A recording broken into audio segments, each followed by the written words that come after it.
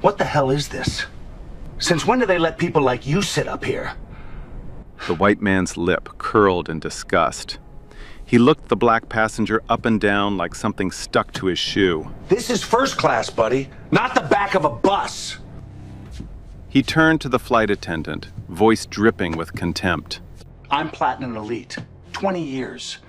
And you're telling me I sit in coach while this guy gets the good seat? Are you out of your mind? The black man closed his laptop slowly, looked up. His voice was low, steady, almost gentle. I have a ticket for this seat, sir. A ticket? Right. And I'm the president. He snapped his fingers at the attendant. Sweetheart, call security. Something doesn't add up here. They removed the black man 15 minutes later, gave his first class seat to the man without one. One phone call changed everything. What did they not know? But let me take you back, before the insults, before security, before all of it. Saturday afternoon, Hartsfield-Jackson, Atlanta International Airport, the busiest airport in America. Gates packed, loudspeakers echoing overhead, the smell of burnt coffee and fast food hanging in the recycled air. Thousands of people dragging luggage, checking phones, running late. And somewhere in Terminal B, a man named Owen Mitchell stood in line at a coffee kiosk. No bodyguard, no assistant, no entourage. Just a man in a simple navy suit, pulling his own carry-on, waiting his turn like everybody else. He ordered a black coffee, thanked the barista by name, read it off her tag. She smiled. He smiled back. Nothing about Owen screamed wealth. No flashy watch, no designer logos, no first-class attitude. He moved through that airport the way he moved through life. Quiet, unhurried, unbothered. But here's what nobody in that terminal knew. Owen Mitchell was the founder and CEO of Pinnacle Aviation Holdings, one of the most powerful private equity firms in American commercial aviation. His company held controlling stakes in regional airlines, airport service providers, and fuel logistics networks across 14 states. When Owen walked into a boardroom, people stopped talking. When he made a phone call, entire companies changed direction. Forbes had him on their list, twice. But Owen didn't care about any of that. Not today. Today, he was just a man catching a flight to Washington, D.C. for a Monday meeting with the FAA. He had his laptop, his coffee, and his boarding pass. Seat 3A, first class, paid in full. He boarded early with the first-class group, stowed his carry-on in the overhead bin, settled into his window seat, opened his laptop and started reviewing an earnings report. The leather seat creaked softly beneath him. Late afternoon sunlight slanted through the oval window, warm on his sleeve. Owen took a slow sip of coffee and exhaled. For about 12 minutes, everything was peaceful. Now let me tell you about the other man. Gerald Braxton pulled up to the departures curb in a black Mercedes SUV. Late. Already irritated. He tossed his keys to the curbside valet without a word. Didn't tip, didn't make eye contact. Gerald was 58, real estate developer. Old money from Buckhead, the wealthiest neighborhood in Atlanta. The kind of man who talked loud on his phone in public so strangers could hear about his deals. And that's exactly what he did in the boarding area, pacing back and forth, barking into his phone about a property closing Monday, making sure every single person around him knew he was important. Gerald was Sky Nation Platinum Elite. 20 years of loyalty. He expected the airline to treat him like royalty. And usually, they did. But today, Gerald had a problem. He'd booked late. The only seat left was in the coach. Row 34, middle seat, between a teenager with a neck pillow and a woman with a crying baby. Gerald Braxton did not sit in the middle seats. Gerald Braxton did not sit in the coach. And Gerald Braxton was not about to start today. He marched to the gate counter, demanded an upgrade. The gate agent, a young woman barely out of training, told him the first class was full, every seat taken. Gerald leaned across the counter. His voice dropped to that particular tone powerful men use when they want someone to feel small. You don't understand. I am platinum elite. Find me a seat up front. I don't care how. The gate agent swallowed hard, typed something into her screen, shook her head again. Gerald boarded the plane with a coach ticket and a face full of thunder. He stepped into the first-class cabin, looked left, looked right, took in the scene. Leather seats, champagne flutes, warm towels, passengers already settled in. And then his eyes locked onto seat 3A. Owen Mitchell, the only black passenger in the entire first-class cabin. Reading quietly, coffee in the armrest holder, laptop open. Gerald stared, his jaw tightened. Something ugly crossed his face, the kind of expression that doesn't need words. He turned to the nearest flight attendant, a senior crew member named Diane Caldwell. 15 years with Sky Nation. The kind of attendant who knew which passengers to smile at and which ones to overlook. Gerald leaned in close. His cologne, sharp and expensive, filled the narrow aisle. I need that seat. He didn't point. He didn't have to. They both knew exactly which seat he meant. And they both knew exactly why. Diane Caldwell glanced around the first-class cabin.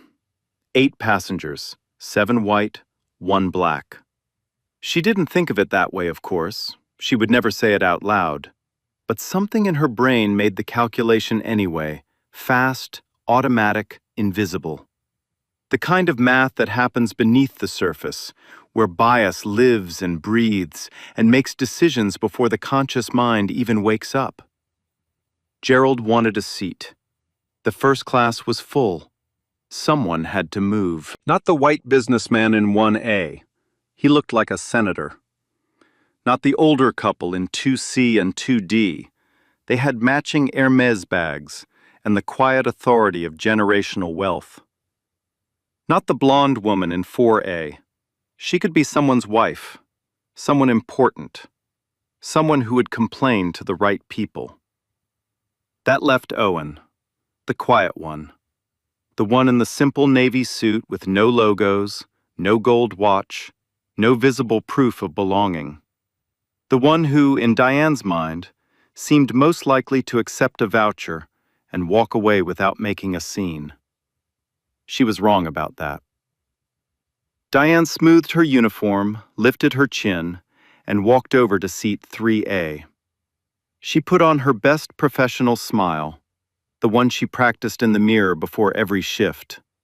Warm but firm, helpful but final. The smile that said, "This is not a negotiation." "Excuse me, sir. I'm sorry for the inconvenience, but there's been a system error with your reservation. We're going to need to reseat you in the main cabin." She held out a small envelope. Inside, a $50 travel voucher. The paper was thin and flimsy between her fingers. Owen didn't reach for it. He didn't even glance at it. "A system error," he said quietly. Not a question, a repetition. Like he was tasting the lie to see how it felt in his mouth. "Yes, sir. A duplicate booking in the system. It happens occasionally." "I see." Owen tilted his laptop screen down slowly. The screen light faded from his face. "Is anyone else in first class affected by this system error?" Diane blinked. "No, sir. Just your seat." "Just my seat." Owen nodded slowly. Out of 8 seats in this cabin, the system only made an error with mine.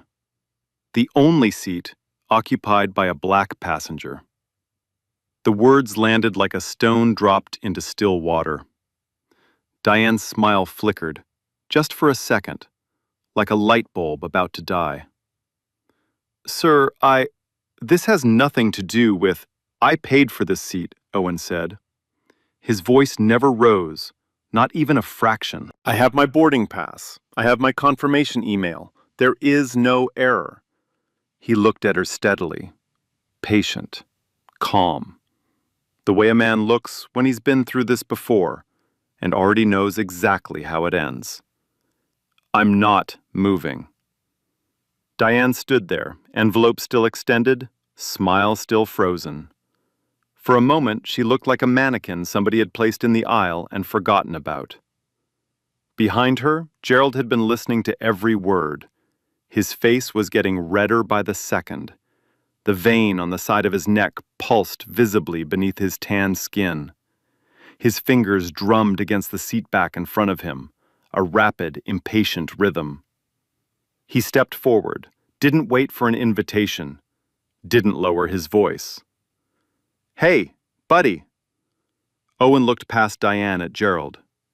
She asked you nicely, Gerald said, loud enough for the entire cabin to hear. Every syllable is as sharp as broken glass. Take the voucher, grab your little bag, and go sit where you're supposed to sit. The words hung in the air like cigarette smoke. Toxic, thick, impossible to ignore. Owen said nothing, just looked at him, steady, unblinking. What? Gerald spread his hands wide, palms up, playing to the audience. You don't understand English? I'm Platinum Elite. I've been flying this airline since before you could afford a bus ticket. This seat is mine now. Silence. The kind that presses against your eardrums. The kind that makes the hum of the engine sound deafening. A woman in row 2 looked down at her magazine. The businessman in 1A suddenly became very interested in his phone. The older couple in row 2 stared out the window like the tarmac was the most fascinating thing they'd ever seen. Nobody moved. Nobody spoke. Owen turned back to Diane. His voice remained impossibly calm, like a lake with no wind. Ma'am, I'd like to speak to your supervisor. Gerald let out a sharp, ugly laugh that bounced off the low cabin ceiling. Supervisor? What are you going to do, file a complaint? He shook his head in theatrical disbelief. You people always want to make everything into a thing. Just take the voucher and go. You people. 2 words, small words, the kind of words that carry centuries of weight. Diane practically ran to the intercom. Her heels clicked rapid fire against the cabin floor. 3 minutes later, Craig Lawson stepped onto the plane. Gate supervisor, early 30s, clipboard in hand, short-sleeved dress shirt, a name tag that was slightly crooked. The kind of guy who got promoted for following rules, not for questioning them. Craig had already heard Diane's version of events on the jet bridge. In her version, Owen was uncooperative and creating a disturbance. She didn't mention Gerald's demands. She didn't mention his comments. She didn't mention that Gerald had no first-class ticket. She didn't mention you people. Craig walked up to row 3 with the confidence of a man who had already made up his mind before his feet touched the cabin carpet. Sir, I understand there's a seating issue. I'm going to need you to step off the aircraft so we can sort this out at the gate. Owen closed his laptop, placed both hands flat on the armrests. His wedding ring caught the overhead light. Am I being removed from this flight? No. Craig shook his head quickly, clipboard pressed against his chest like a shield. Nothing like that. We just need to resolve the situation away from other passengers. What situation? Owen's voice was level, measured. I'm sitting in my assigned seat. I have a valid ticket. I haven't raised my voice. I haven't threatened anyone. I haven't touched anyone. He paused, let each word settle. What exactly is the situation? Craig shifted his weight from one foot to the other. His clipboard creaked in his grip. A bead of sweat slid down his temple despite the air conditioning blasting cold above them. Sir, I'm asking you to cooperate. I am cooperating. I'm sitting quietly in the seat I paid for. That is cooperation. Gerald couldn't take it anymore. He shoved past Diane in the aisle, stepped right up to Owen's row, and leaned down. Close. Too close. Owen could smell the bourbon on his breath from the airport lounge. Could see the tiny broken capillaries on Gerald's nose. Could feel the heat radiating off his flush skin. Listen to me carefully, Gerald said, his voice low and venomous. Each word was slow and deliberate, like he was speaking to a child. I don't know who you think you are, but I know who you're not. You're not first class.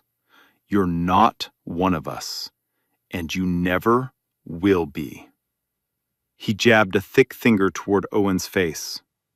If you don't get up right now, I will personally make sure you never set foot on this airline again.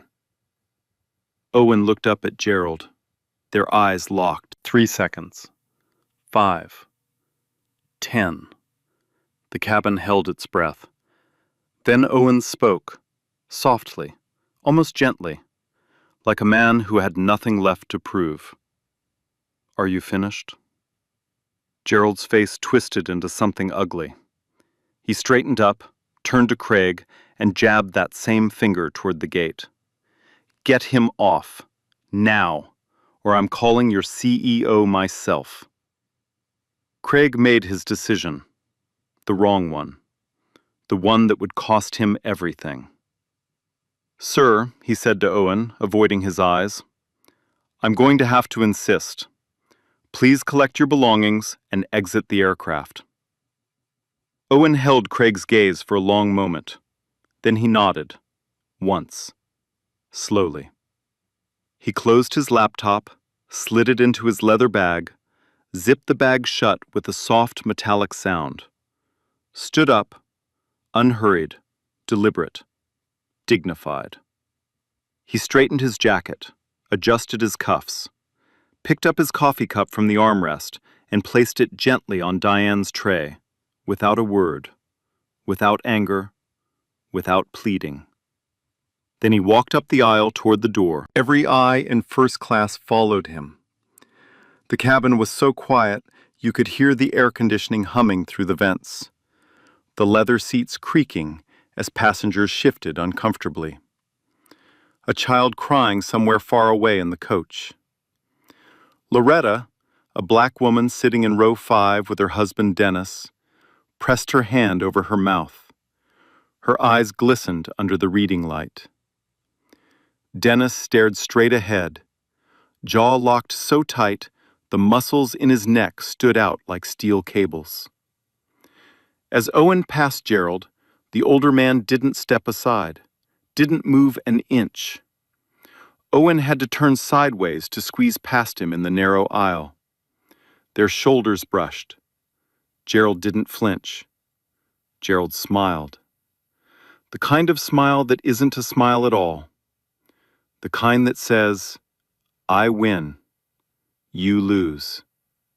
That's how this works. Owen walked through the first-class curtain without looking back. The heavy fabric swung shut behind him, like a door closing on a conversation that never happened. Behind him, Gerald dropped into seat 3A, Owen's seat.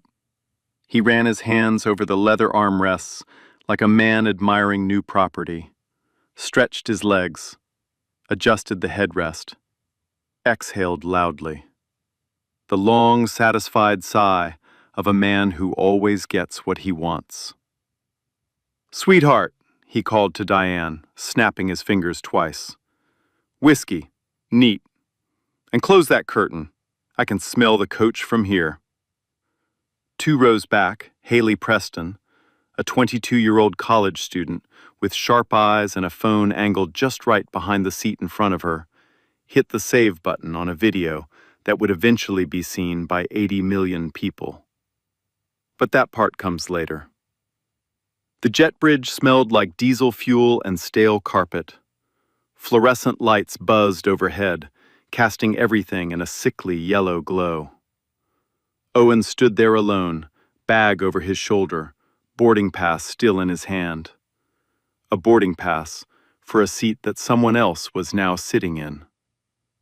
Craig Lawson appeared a minute later. He wouldn't look Owen in the eye. Instead, he stared at his clipboard like it held the answers to everything wrong with the world. "So here's what we can do," Craig said, clicking his pen. "I can rebook you on the next available flight. Departs in about 5 hours. Coach seat. And we'll throw in a $200 voucher for the inconvenience." Owen let that sit for a moment. 5 hours. Coach.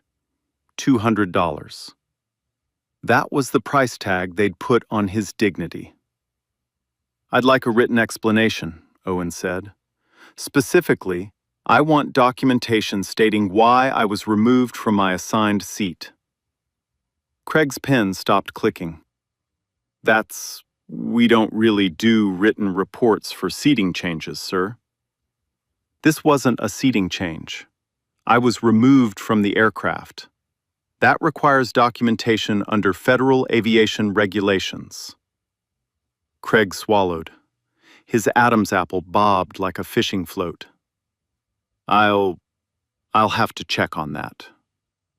I'd also like your full name and employee ID number." "It's Craig Lawson." He said it fast, like ripping off a bandage. "And the flight attendant who asked me to move?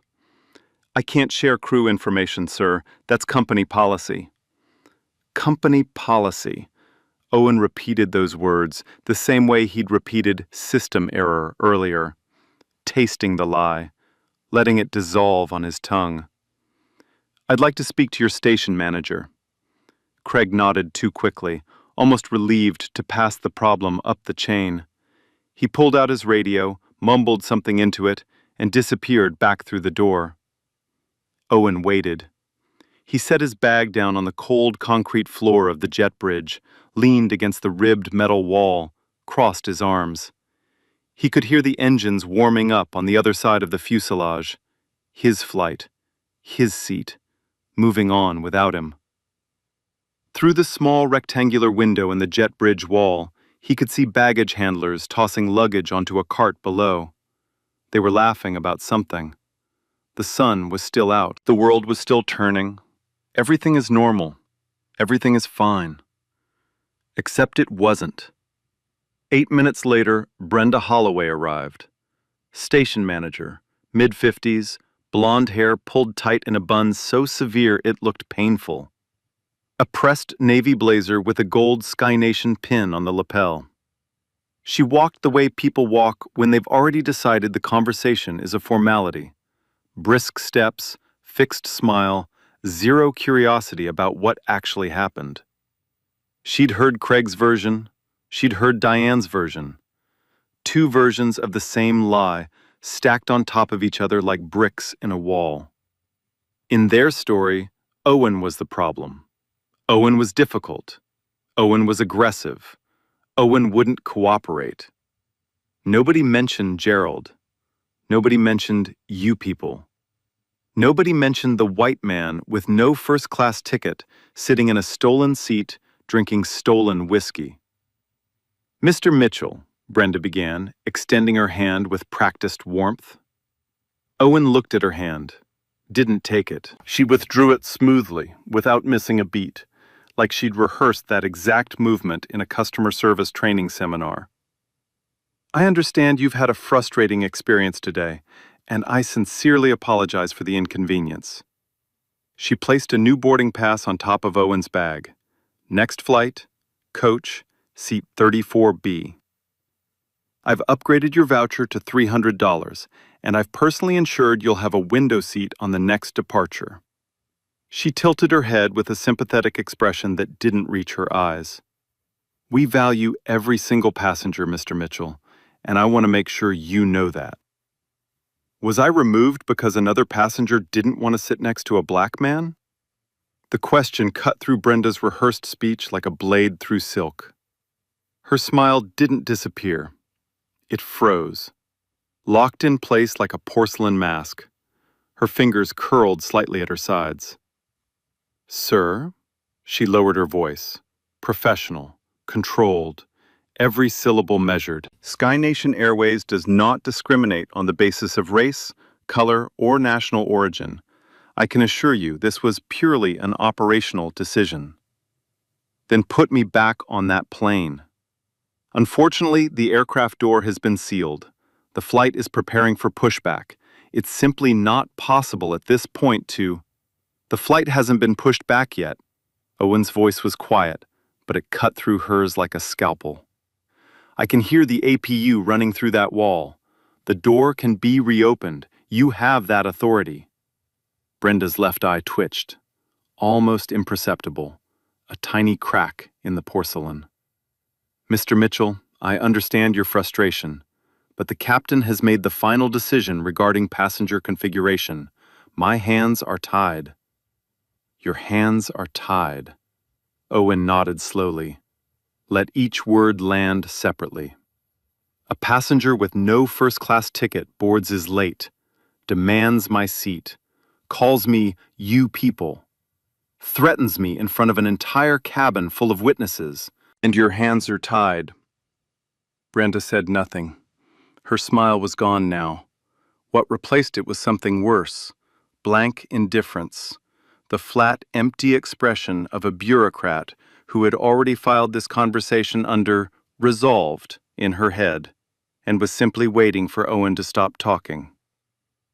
Let me be straightforward with you, sir. Her tone shifted, the velvet glove coming off, revealing something cold and hard underneath. You have two options. Accept the rebooking and the voucher, or file a formal complaint through our customer service portal online. Either way, this matter is closed. She straightened her blazer, adjusted her Sky Nation pin with 2 fingers. One more thing. She paused, didn't turn around. I'd strongly recommend not escalating this any further. In my experience, these situations rarely end favorably for the passenger who chooses to make them complicated. A threat, wrapped in corporate language, delivered with a smile that was no longer there. And she walked away, heels clicking on concrete, each click echoing down the empty jet bridge like a countdown nobody was paying attention to. Meanwhile, 30 feet away, on the other side of the aircraft wall, Gerald Braxton was living his best life. He was stretched across seats 3A and 3B, shoes kicked off, stockinged feet resting on the footrest, whiskey glass sweating in his hand. The leather armrest was still warm from where Owen had been sitting 20 minutes ago. Gerald turned to the passenger across the aisle, a white man in his 40s, wearing a banking conference lanyard, and spoke loud enough for anyone within 3 rows to hear. You've got to be firm with these people. Give 'em an inch, they take a mile. That's just how it is. That's how it's always been. The man across the aisle gave a tight, uncomfortable smile, looked down at his phone, said nothing. Gerald didn't notice, or didn't care. He swirled his whiskey, took a long, satisfied sip, and kept talking. 20 years I've been Platinum Elite. 20 years, and they almost let some random guy who probably used a buddy pass or whatever scam they're running these days take a first-class seat from me. He chuckled low in his throat. Not today. Not on my watch. He flagged down Diane, who appeared instantly, obediently, like a dog responding to a whistle. Another whiskey, sweetheart, and some of those warm nuts, the good ones. 2 rows behind Gerald, half hidden behind the seat in front of her, Haley Preston's phone was still recording. The red dot blinked silently in the corner of her screen. She had captured everything since the beginning. Diane's lie, Gerald's insults, the removal, and now this. Gerald sprawled in someone else's seat, bragging about it. Her hands were trembling, but her camera was perfectly, devastatingly steady. Back on the jet bridge, Owen Mitchell stood alone in the silence. The fluorescent light above him flickered once, twice, then held steady. He looked down at the boarding pass Brenda had left on his bag. Seat 34B, coach, middle seat, 5 hours from now. $300 in funny money that couldn't buy back a single second of what just happened. Owen picked up the boarding pass, studied it for a moment. The thin paper trembled slightly, not from his hands, but from the vibration of the engines on the other side of the wall. Then he set it down on the jet bridge railing, neatly, precisely. The way a man sets down something he will never need again. Owen reached up and straightened his tie, slow, deliberate, the way he did every morning before walking into a boardroom. Then he pulled out his phone, scrolled through his contacts, past dozens of names, senators, CEOs, board chairs, media executives. He stopped on one, Raymond Ellis, Chief Legal Officer, Pinnacle Aviation Holdings. He pressed the call, held the phone to his ear. One ring, two. "Raymond, it's Owen." His voice was steady, not angry, not shaking, not pleading. The same voice he used when billion-dollar acquisitions hung in the balance. The voice that made grown men in expensive suits sit up straight. "Pull up our portfolio. What's our current equity position in Sky Nation Airways?" He listened, nodded once. 34%. Controlling stake. Owen Mitchell was the single largest shareholder of the airline that had just thrown him off a plane to make room for a man who called him "you people." "Call an emergency board meeting. I want every member on the line within 1 hour." He paused, turned his head, looked through the jet bridge window at the Sky Nation logo painted on the tail of the aircraft. That blue and silver eagle, wings spread wide, the words "Fly with Pride" in silver lettering underneath. His airline, his logo, his pride. "And Raymond, ground the fleet." The silence on the other end lasted 3 full seconds. "Sir, the entire fleet?" "Every plane, 312 aircraft, nationwide, effective immediately. Not a single wheel turns until I say otherwise. Cite a comprehensive safety and compliance audit under federal regulation. Legal will confirm the authority."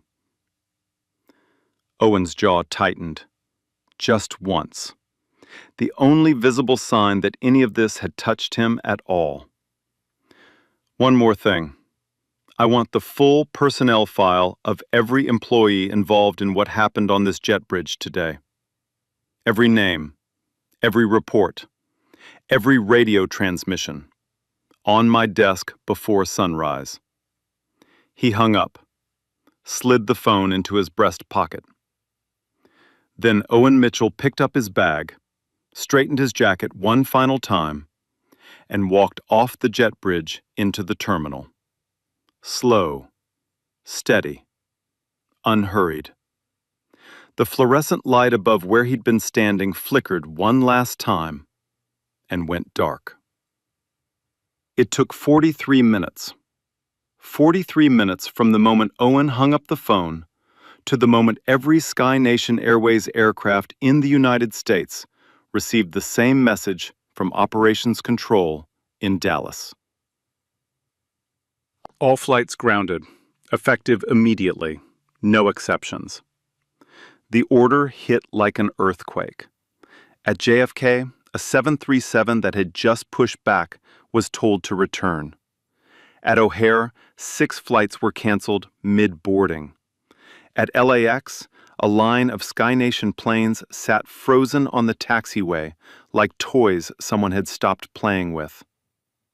312 aircraft, all at once. News alerts hit phones across the country. Cable news broke in with a banner. Major U.S. airline grounds entire fleet. Cause unknown.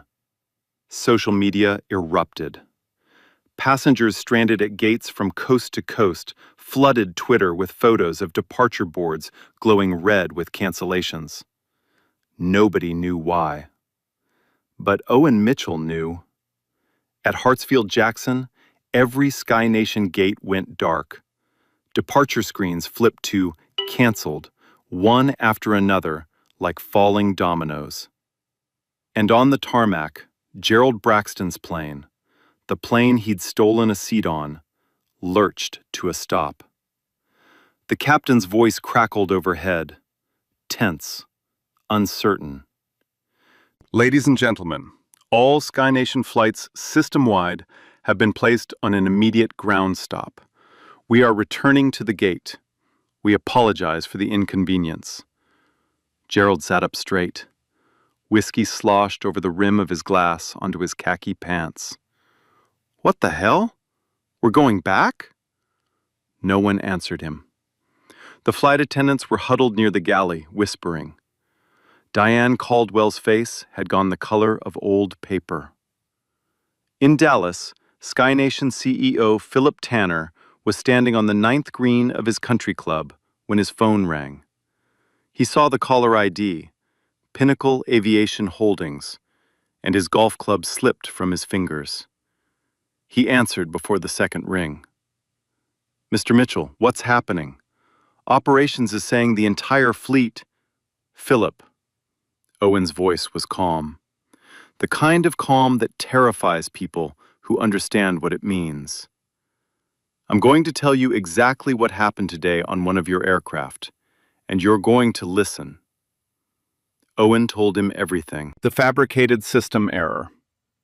Diane choosing the only black passenger to remove. Gerald's insults. Craig's complicity. Brenda's threats. The escort off the plane. The stolen seat. The whiskey. Every word is precise. No emotion. Just facts laid out like evidence on a courtroom table. 6 seconds of silence.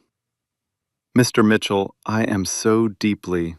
I don't want your apology, Philip. Owen's voice didn't waver. I want the gate security footage, every internal communication from today, and the personnel files of every employee involved, on my desk by 6 a.m. And I want a full, independent review of every discrimination complaint filed against Sky Nation in the past 5 years. Of course, absolutely, whatever. The fleet stays grounded until I'm satisfied. He hung up. Back at Hartsfield-Jackson, Brenda Holloway was at her desk when her phone rang. The regional vice president. She answered with her usual composure. 90 seconds later, she had no composure left. She ran through the terminal, past shuttered gates, past stranded passengers, and found Owen sitting in a plastic chair near gate B14. Legs crossed, phone in hand, calm as still water. Mr. Mitchell, she was out of breath. Her Sky Nation pin was crooked. I didn't realize. I had no idea you were... Owen looked up.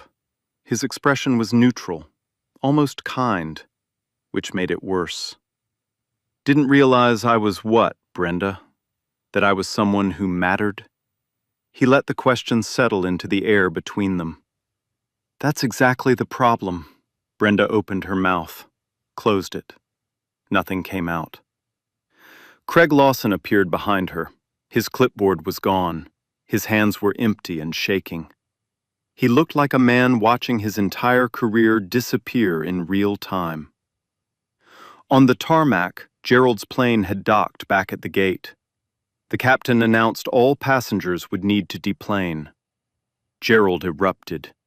This is unacceptable. I have a meeting on Monday morning. Do you know who I am? Nobody answered. A male flight attendant, young, polite, just doing his job, asked Gerald to please take his belongings and move toward the exit. Gerald shoved him, both hands, hard. The young man stumbled backward into the galley cart. Coffee cups crashed to the floor. Hot liquid splashed across the carpet. "Don't you touch me," Gerald screamed, even though he was the one doing the touching.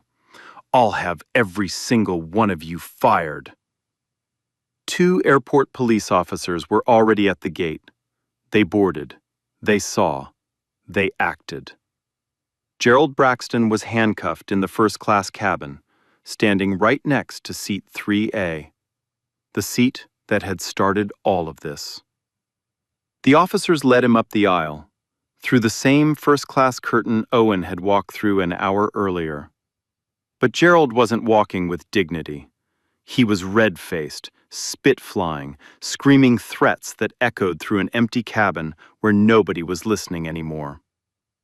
Haley Preston captured every frame, every word, every second. She uploaded the first clip before Gerald's feet touched the jet bridge. The caption? "They kicked a black man out of first class to give his seat to this guy. You won't believe what happened next." Within 2 hours, 4 million views. By midnight, 40 million. By the end of the week, 80. But the real consequences were just getting started. The fallout was fast, and it was brutal. Within 6 hours, Sky Nation's Internal Affairs Division had launched a full investigation. Security footage from Gate B14 and the aircraft cabin had been pulled, reviewed, and timestamped. Every second accounted for. And the footage told a very different story than Diane Caldwell's version. Diane was called in first. She sat across from 2 investigators in a windowless room at Sky Nation's Atlanta Operations Center, fluorescent lights humming, a recorder blinking red on the table. She tried the same story. Owen was disruptive. Owen was uncooperative. Owen escalated the situation. Then they played the footage. There was Owen, sitting quietly, laptop open, voice steady, never raising his hands, never raising his voice. And there was Diane, walking past 7 white passengers to ask the only black man in first class to give up his seat for someone without a first-class ticket. Diane's composure cracked. "He pressured me," she whispered. "Gerald was so insistent. I didn't want a confrontation. I just picked the passenger I thought would be easiest to move." The investigator looked at her over his glasses. "And why did you think Mr. Mitchell would be the easiest?" She didn't answer. She didn't have to. Diane Caldwell was suspended without pay, effective immediately. Craig Lawson was next. His incident report was compared against the security footage. In Craig's version, Owen was agitated and verbally combative. No mention of Gerald's racial comments. No mention of "you people."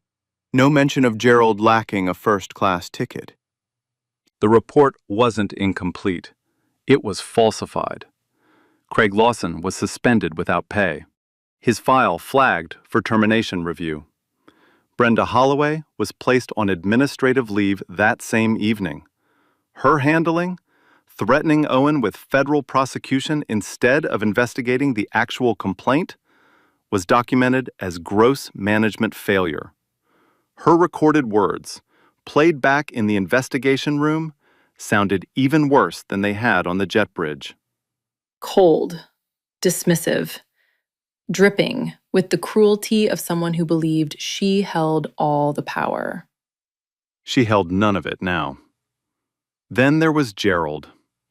Gerald Braxton spent Saturday night in a federal holding cell at Atlanta's airport detention facility. The charge? Assault on a flight crew member under 49. USC Section 46,504. A federal offense carrying up to 20 years. A second charge followed: interference with a flight crew. His attorney arrived Sunday morning, requesting bail. The federal magistrate reviewed the footage. Gerald shoving the flight attendant, coffee cups crashing, the screaming, the threats. Bail was set at $250,000. Gerald paid it. But the damage was already spreading far beyond that courtroom. By Monday morning, Braxton Development Group was hemorrhaging. His two largest commercial tenants announced they were reviewing their lease agreements in light of recent events. A luxury condo development in Midtown Atlanta lost its lead investor overnight.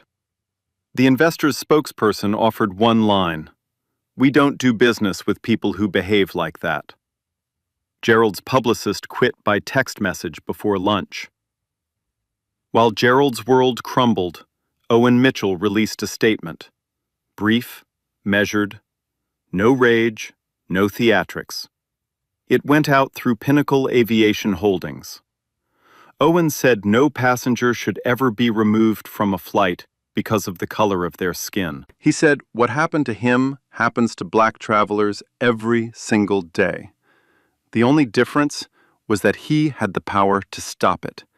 Most people don't, and that is what needs to change. The statement landed alongside Haley's video.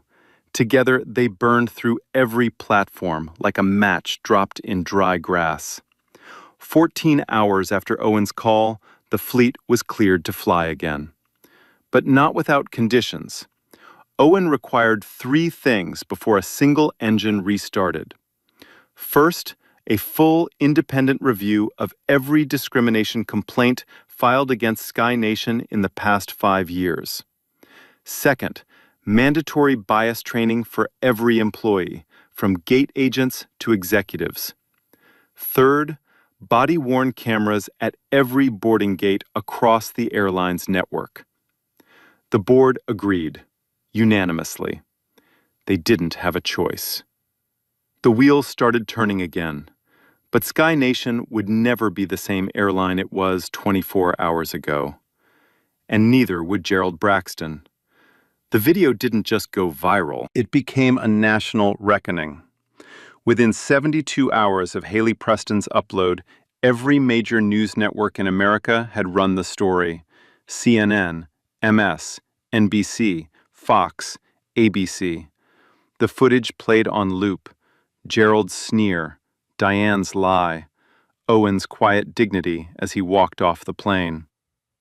Commentators dissected every second. Hashtags exploded.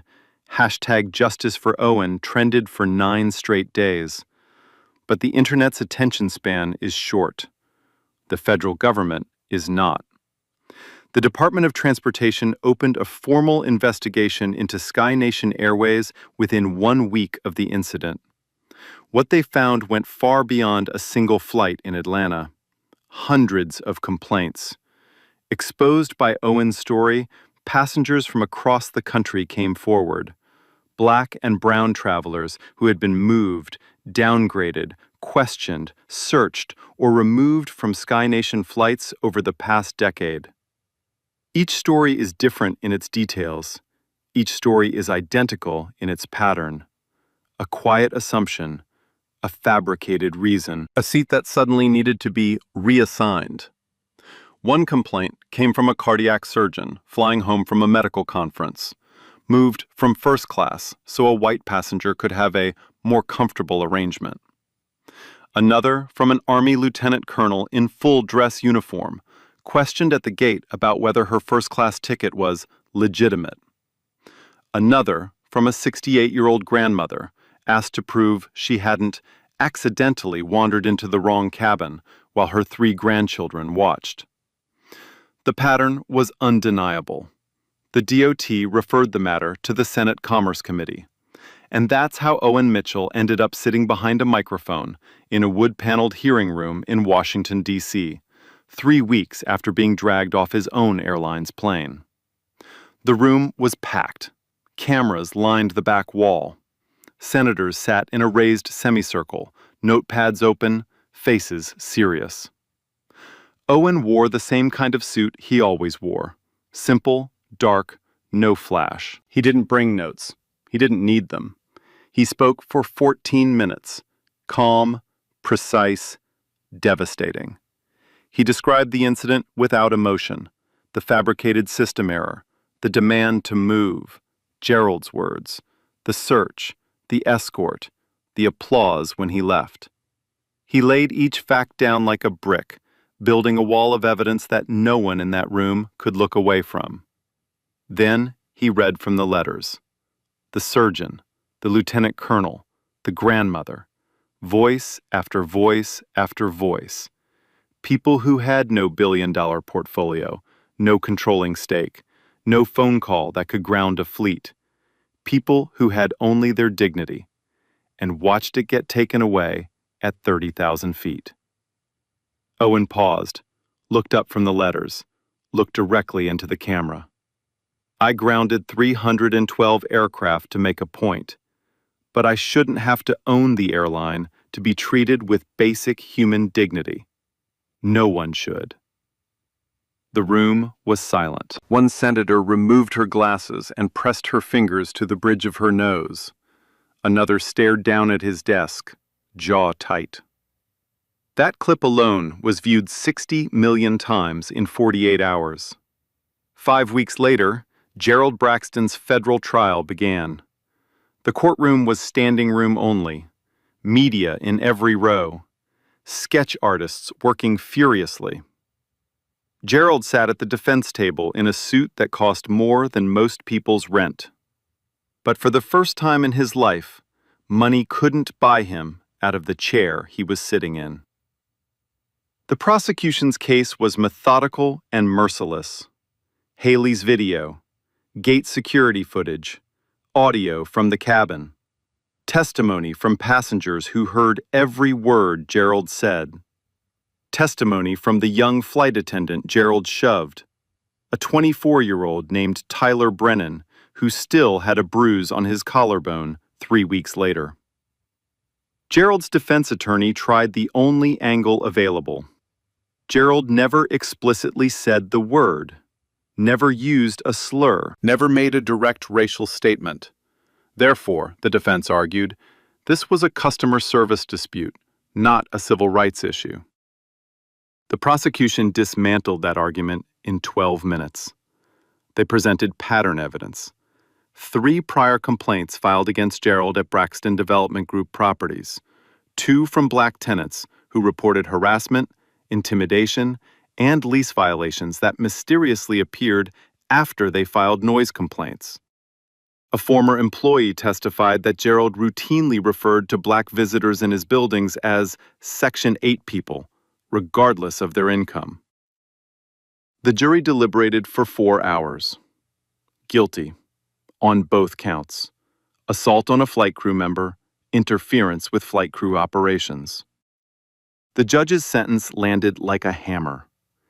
18 months in federal prison, a lifetime ban from all commercial airlines in the United States, $200,000 in fines, a formal no-contact order with Owen Mitchell and all Sky Nation employees involved. Gerald stood motionless as the sentence was read. His attorney placed a hand on his shoulder. Gerald shrugged it off. Outside the courthouse, the consequences kept stacking. Braxton Development Group lost every major contract within 60 days. 3 commercial tenants broke their leases. The Midtown Atlanta condo project was canceled permanently.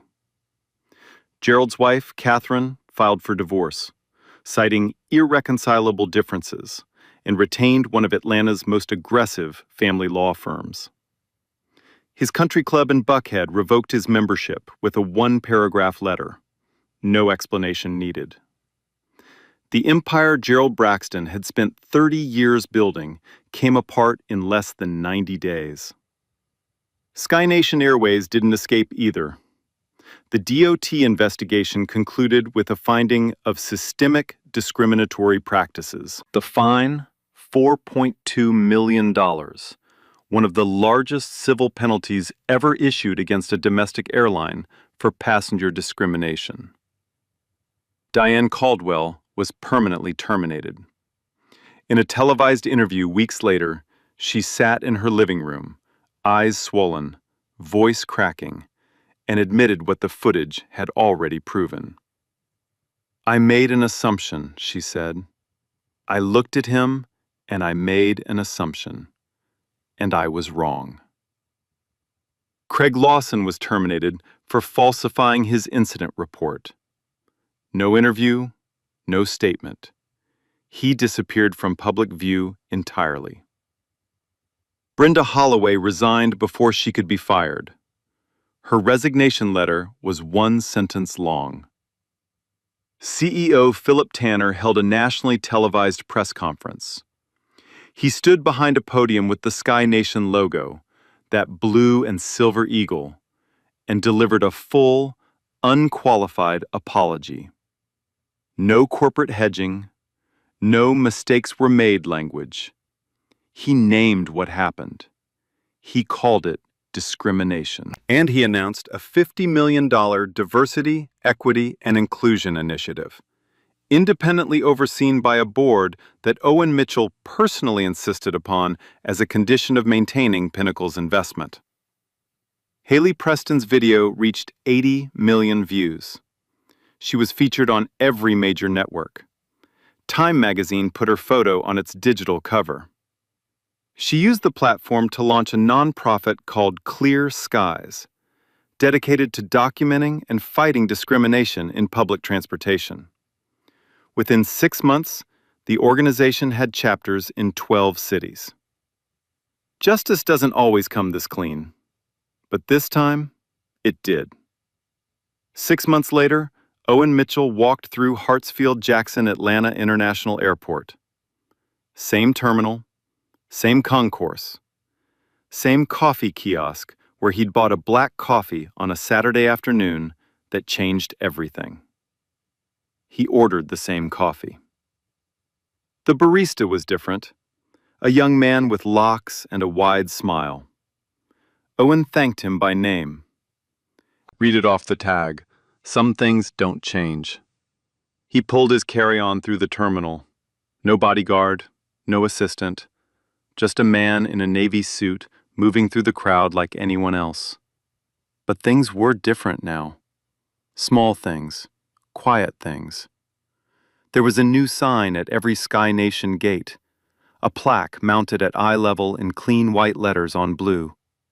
Sky Nation Airways is committed to the equal dignity of every passenger. Discrimination of any kind will not be tolerated. Below each plaque, a camera. Body-worn units clipped to every gate agent's lanyard, blinking green, recording, always watching. Owen noticed. He didn't smile, but something behind his eyes softened. He approached gate B14, the same gate. A gate agent, a black woman in her 30s, scanned his boarding pass. She looked at the screen, looked at him. Something crossed her face. Not starstruck, warmer than that. Recognition, respect. "Welcome aboard, Mr. Mitchell." Simply, sincerely, like the most natural thing in the world. Owen nodded. "Thank you." He walked down the jet bridge, the same jet bridge where he'd stood alone 6 months ago, straightening his tie, dialing a number that shut down an entire airline. The fluorescent lights still buzzed. The carpet was still worn. But the air felt lighter somehow. He boarded, turned left into first class, walked to row 3, seat 3A, his seat. He sat down. The leather creaked softly. Late afternoon sunlight slanted through the oval window, warm on his sleeve. Same light, same seat. Different world. Seat 3B was occupied. A young black woman, mid-20s, sharp blazer, natural hair pulled back in a confident puff. She was typing on a laptop, a spreadsheet glowing on her screen. She glanced up, gave Owen a polite nod, and went right back to work. Nobody questioned her ticket. Nobody asked her to move. Nobody looked at her sideways. Nobody whispered. She was just a passenger, in her seat, doing her work. Exactly where she belonged. Owen leaned back, took a slow breath, and for the first time in this entire story, he smiled. Not a big smile, not a triumphant one, just a quiet expression that settled across his face the way sunlight finds a window it hasn't reached in a long time. This, right here, this is what normal is supposed to look like.